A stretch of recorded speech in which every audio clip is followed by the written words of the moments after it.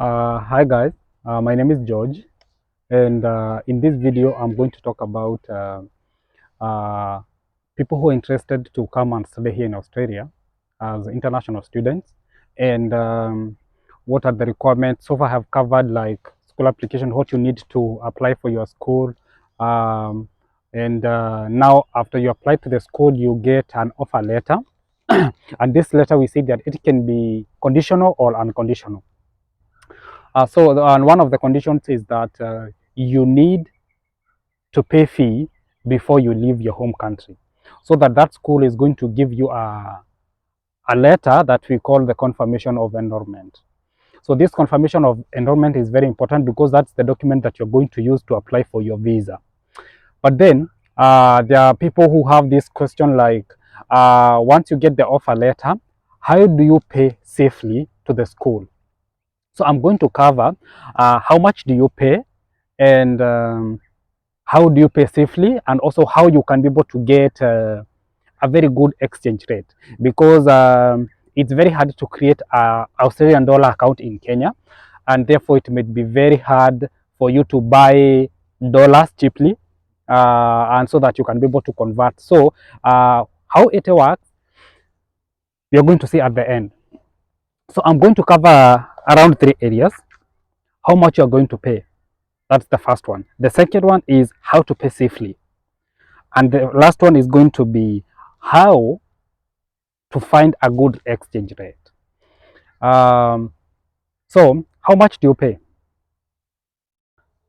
The much you pay, it's going to depend on the requirements of your course and the school.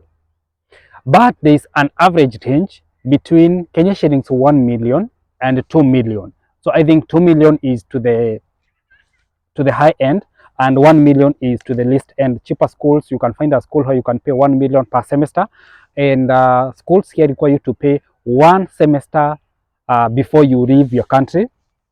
So you'll have to pay like 1 million, either 1 million, 1.2, 1.5, depending on the requirements of your course. Especially people who are doing nursing, the cost might be quite high, and also people who are doing education, because we said that those two areas are strictly regulated, and also engineering. It also requires you to have a high amount of fee that you're going to pay. So that's I think it ranges between 1 million to 2 million, uh, depending now on your course and the school. How do you pay safely? So once you get the offer letter, don't give your agent your money. Use the local banks so that you can be able to do a direct transfer.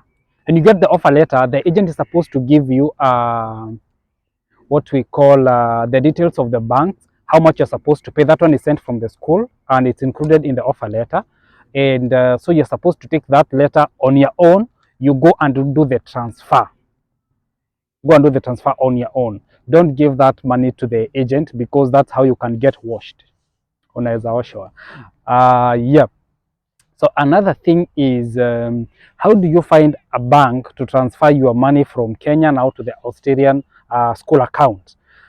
Now that one is now where you get to save some money. If you can do a mistake, you can lose like 100 Kenya shillings, and that's a lot of money, and that's actually what you need to save so that you can actually come here.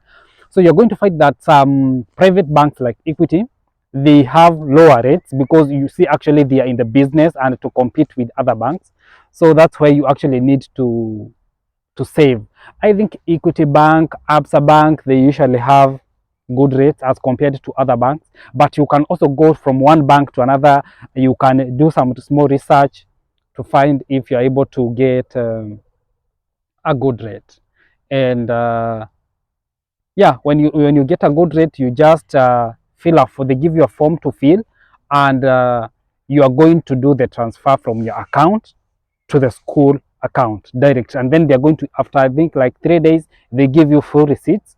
When that money has been deducted from your account, they give the full receipts, and then you take the receipts to the agent. Now the agent is going to use that receipt to confirm with the school and all that. Yeah, and then from there next we are going to talk about the requirements to apply for your visa. Thanks guys, and you can consider subscribing to my YouTube channel. Cheers and good luck.